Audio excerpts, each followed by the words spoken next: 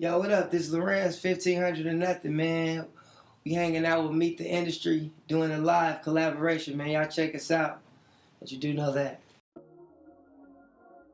Grew up Los Angeles, California, 1984. I lived on like Western and Adams, South Central. We had a church called First AME that was like walking distance, and that's kind of where myself got really good at music because I can go to church and practice every day and stuff like that. So, I mean, it was a rough life. I dealing with gangs and stuff like that, and it got to a point to where it was like a shootout, and I almost got shot, and my parents just had enough. So then they tried to move me to Culver City.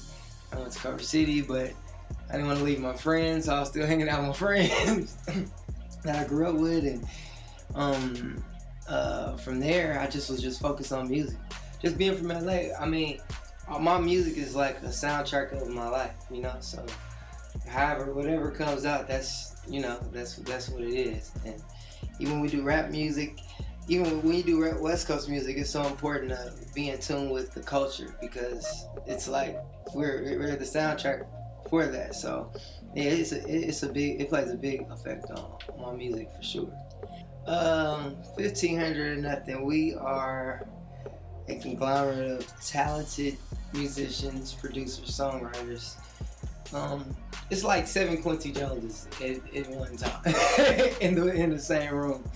And the thing that was dope about our crew is everybody really care about the music, you know. So we've done our 10,000 hours as far as rehearsing and, you know, studying music and really figuring out the formulas of what hit songs are and what hit songs aren't and stuff like that. So that helps a lot for sure. All right, well, I'll start how we came together.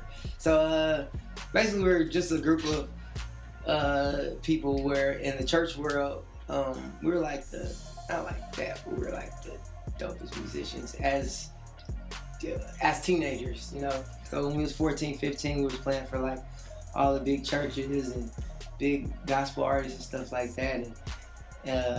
And you know, like even when we met Mars was from Lancaster, but it was something about him that made us just, you know, attract musically to each other, and that's just how it happened. We seen Mars at church.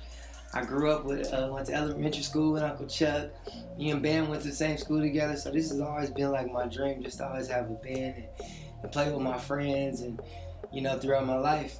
Like Chuck was the first person I met at elementary school, and that was our dream. So every time I met somebody that I thought was like qualified to be a part of the crew, then hey, they just came on. So you know, that's how we got Brody and, you know, everybody. We got them young, so we all started young, been a family, and we've been moving ever since. And we got our name by this was a long time ago when Bobby Valentino had his album, that first song called Slow Down, and we was doing a lot of free rehearsals and stuff, and he wanted us to do a showcase for his album, so he can get a deal. We was telling him, look, man, you're gonna have to give us like 1500 or nothing, man, or we can't do it. And he was like, all right, well, what's the name of y'all band? He was like, look, man, 1500 or nothing, just give us that money. It's a 5-piece band, 300, and we on. Our first placement ever was by Valentino, and it went platinum too, so that was like fresh out of high school. What was that like? I didn't, it was crazy because before it's crazy. The way people accept you before you get a placement and then after it's totally different. Then after you get that one, it's kind of it's awesome. But before that, people don't really respect people that don't have placements. And even if you're talented and you got it, you could be the next big Quincy Jones. It's weird. But after that one placement, that helped us a lot to where we can actually have a conversation with somebody at the label, you know. And we were kids then, so after that, we got that first check. We tried to make 100,000 beats after that. So that just inspired us to just keep going. And when I graduated from high school, I went to college for like a month, and I started touring with Snoop Dogg. So like that changed my whole life. You know, like fresh out of high school, and this is when like Snoop was nothing but pimps, hoes, and gangbangers on tour, you know. So I learned a lot, and being able to, when I first started touring with Snoop, I was on I did like 5 world tours. So for like 5 years, I was just not home, you know. So I learned a lot, got a lot of relationships. It really helped me learn how to be a man and stuff like that. And I just learned a lot listening to Snoop, listening to Terrace and YouTube. Like everything's on YouTube. So, and then a lot of books. The Bible, the Master Key System.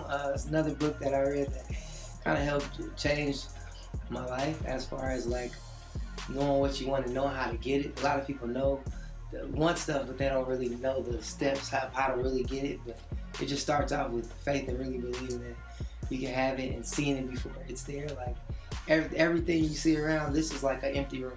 So we literally vision. It's like, okay, I'm gonna put this there, I'm gonna put this there, I'm gonna put this there. And as soon as I get some money, I really do it. And I just want to just buy some shoes or something. I'll just buy a drum set, And now it's all this shit is ours, and it's like, it's awesome. One of the first songs, like remember, it was like our 3rd placement that we did as a band. We did with a producer named Just Blaze, a song called "Show Me What You Got." And like we actually did that song and the song called "Why You Hate the Game" featuring Marsha and Nas in the same day.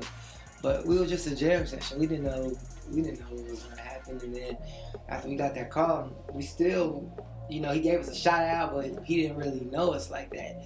So I mean, we went another like 7 years with him just hearing about us and stuff like that. And James worked with Jay-Z like that heavy. So. But it was crazy because we never talk about. How can I explain this? It's always about like who walks you in the door. Like we're the people that will just wait.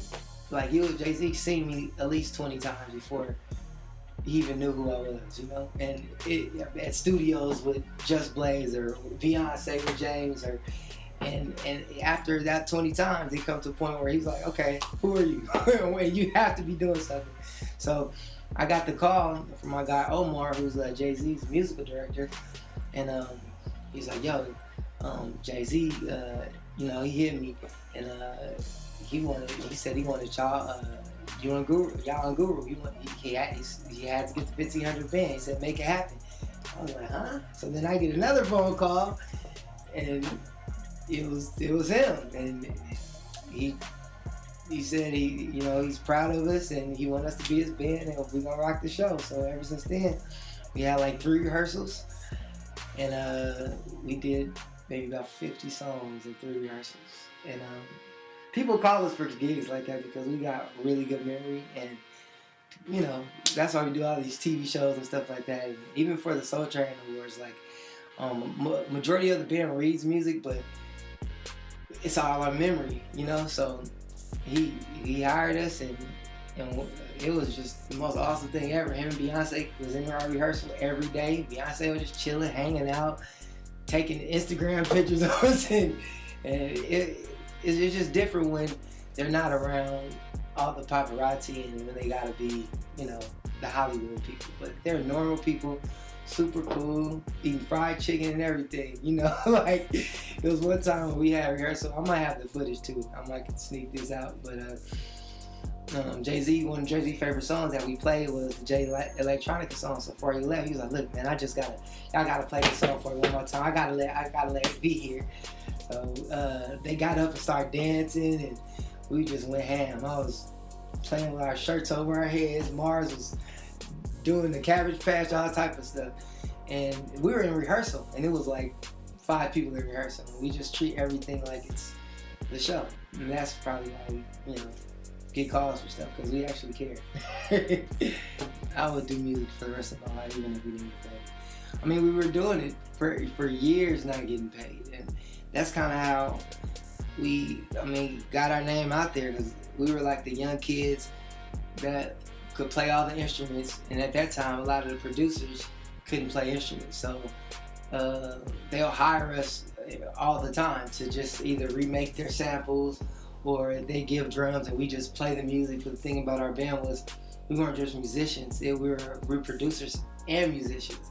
And that's what's kind of rare about us, because just us being musicians, we could go around the world and travel and play all these different songs with artists and really understand what makes the people go crazy, what makes everybody jump, what sounds make people clap, or what, you know. So after we figured out the formula of how to make to change people's emotions, that's when you gotta figure it out. Like, you know, just like church, it all comes from church. It's whatever you think about the most, is that's what you're gonna get. So if I think about music, or if I think about girls all day, I'm gonna have 1,000 babies. You know, so it's like, if whatever your focus is, you know, music, Grammys, being successful, and anything that's negative, if you can just not be emotional and just weed all the negativity out, you'll get to your success a lot faster. Because a lot of, you know, life is there to, you know, to try to take you away from your goals and certain people, and you just gotta stay positive and have that focus, tunnel vision focus, to where nothing can stop you. It's gonna happen. Next 5 years, I would like to have music schools all around the world where we're literally teaching music, and still, of course, working with the artists we work with, but now we're focusing on movies and commercials and films and cartoons, animation stuff, and it's way more. Music is like the gateway for all the other stuff that we want to do. You know, we got to get in music. We have to be good in music for people to respect us and other stuff. So, you know, now we got a clothing line. We make our own clothes. We got a film company where we film all our content. And we're still a band. We're working on our band album. We're doing this DJ band thing where we're about to start DJing all around the world. And but we're switching instruments and acting crazy, and it's just going to be a totally different show than anybody else. So many things that we have going on. But